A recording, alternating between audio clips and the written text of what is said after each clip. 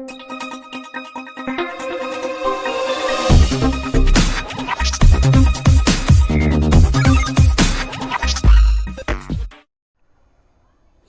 में वही मनुष्य सफलता को प्राप्त करते हैं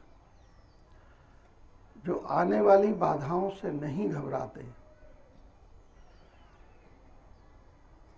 समता का भाव रखते हुए आगे बढ़ते रहते हैं। उन्हीं को सफलता मिलती है।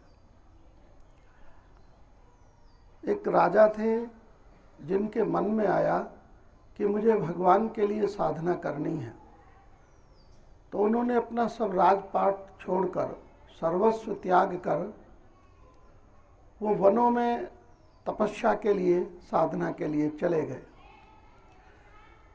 बहुत दिन तक तपस्या की, साधना की, लेकिन कोई फल नहीं मिला, तो निराश हो गए और वापस अपने राज्य की ओर लौटने लगे कि साधना से कोई फल नहीं मिल रहा है, तो चलो वापस चलते हैं।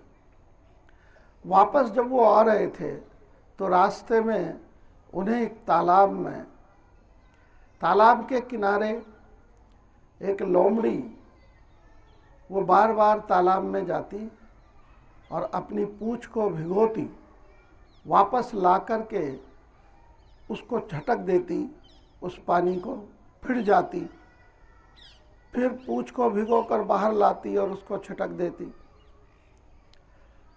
राजा ने उनसे पूछा, तुम क्या कर रही हो? लोमड़ी ने जवाब दिया कि पिछले वर्ष इसी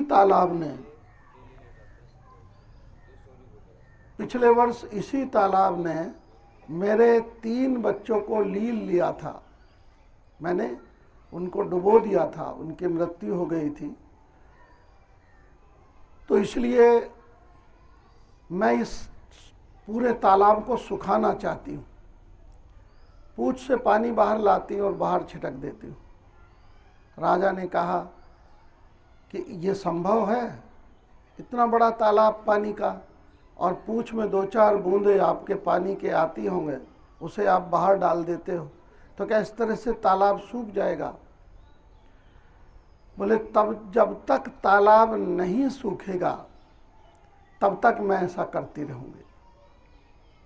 राजा के मन में आया, करती रहूँगी तो फिर मैं क्यों अपनी साधना छोड़कर वापस जा रहा हूँ? मैं भी जब तक साधना में मुझे प्रभु की ओर से फल नहीं मिलेगा, मैं क्यों आया? तो वो वापस गए और अपनी साधना में लग गए।